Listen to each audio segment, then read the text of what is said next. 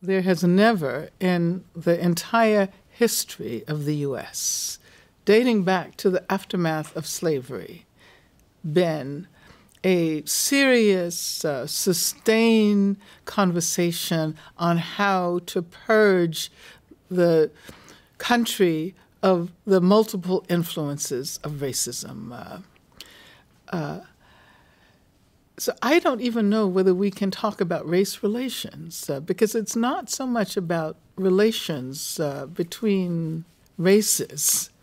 It's about the deeply entrenched racism that inhabits all of the social structures in the U.S. I mentioned during my talk that the prison is just the most dramatic example, but one can also look at healthcare system. One could look at housing. One could look at education, and one sees that even though the legal prescriptions that allowed racist discrimination are no longer at work, there is this structural racism and a very deep reservoir of psychic racism. I think that Stuart Hall once said that that impact is different from outcome. So many people were disturbed by the fact that Occupy did not have a material result, that there was no manifesto, that there were no demands, there was no agenda. And what I found so interesting about Occupy was that for a certain period of time, people representing so many different racial, class groups, sexual orientations, gender, learned how to live with each other, learned how to cohabit a space where they had to reimagine what living in society was all about, how to address issues without calling the police, how to deal with issues like sexual assault without automatically assuming that that law enforcement and the legal system and the prison system had to be involved in that.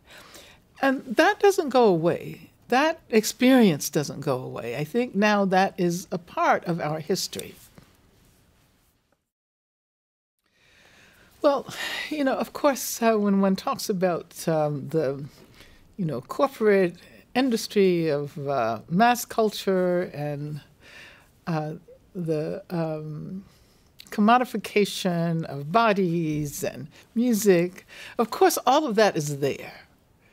But I said that I did really appreciate the fact that Beyonce brought in one of the most interesting novelists of our time, I think, Chimamanda Ngozi Adichie, and sampled her speech on feminism.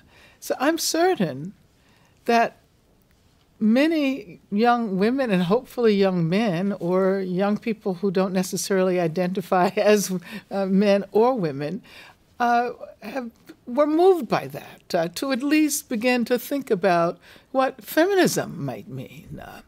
It means they might be headed on a journey that will allow them to embrace a more capacious notion of what feminism means, feminist methodologies, feminist approaches to activism, as well as to research.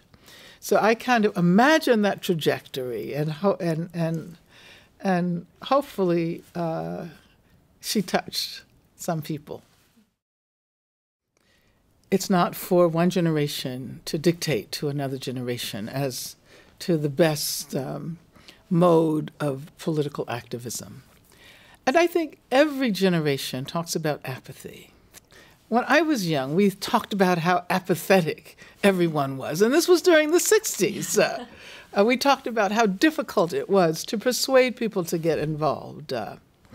And oftentimes the charge of apathy absolves us of the responsibility of doing the work that brings people into political movements. It never happens naturally. It never happens as a matter of course. It's always as a result of serious and very hard work. I always like to emphasize the work of the organizer, work that usually doesn't get acknowledged, work that's usually not seen. And I've been actually quite impressed. In the U.S. and here in the U.K., I met with an amazing group of young people when I was here exactly a year ago. And I'm excited. I'm excited. I think that there's a great deal, there's probably more hope in the younger generation now than at any time that I can remember in my lifetime.